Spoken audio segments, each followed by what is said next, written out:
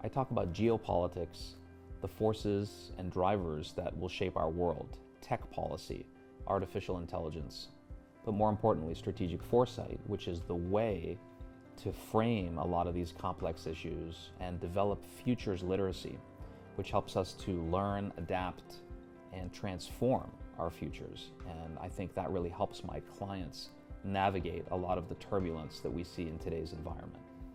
And so what we're going to do here is look at the current global dynamics today.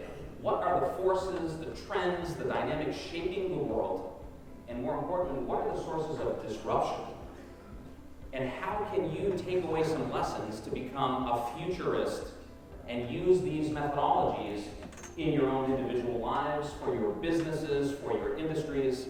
And I'll share some insights in doing this at the highest levels of government, in the intelligence community, and for the United States Department of Defense. My work over the last 2 decades has really influenced how our spies, soldiers, and diplomats navigate the uncertainty of today's geopolitical environment.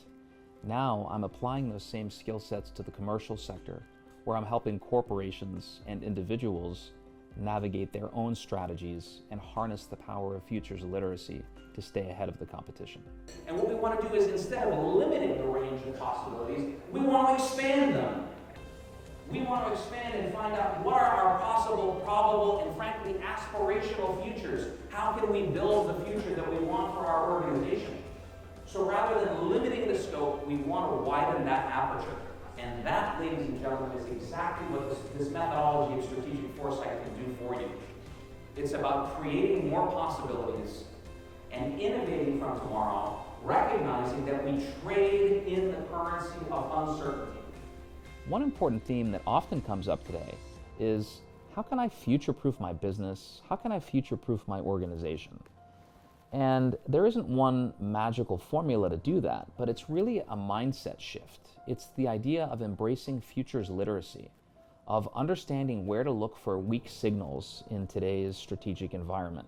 So challenge yourself to be uncomfortable with information or with assessments that don't reinforce what you already believe. Challenge the status quo. A lot of people ask me about the global disruption that's taking place today. They turn their TVs on. They're unsure of what's going to happen, and more importantly, they feel uncertain about which way to take their businesses or which way their organization ought to move. So the question is, whenever I talk about thinking deliberately and strategically about the future, whether it's a government audience, whether it's industry, whether it's the commercial sector, everybody says, look, Jake, that's great, but guess what? My inbox is full. I've got meetings all day, I can barely have time to grab lunch, and I just want to get home to have dinner with my kids and maybe take them to a baseball game. You're asking me to think 30 years into the future. How do I do that? And my response, you can't afford not to. Another area that we don't talk enough about today is the role that ideology is playing in our world. We've sort of dismissed this idea of ideology being a thing after the end of the Cold War. But what we're seeing today in China, in Russia, in places like Turkey and elsewhere, is that ideology is a very real and palpable thing. And the more we understand about it and the networks that are forming around it, the better we will be able to understand the movements and calculus of players on the geopolitical chessboard. In order to come out on top in this competition, whether it's the geopolitical competition we're dealing with today, but more importantly, across all industries and in the commercial sector, the ability to think deliberately about the future, to possess futures literacy, can be a game changer that we've seen across industries that really makes firms stand out and beat out the competition. And this is something that has potential at the individual level, in our individual lives, in our businesses, in our industries, and we can carry all the way up to the highest levels of government. Thanks so much for having me today, and I'm happy to take any questions.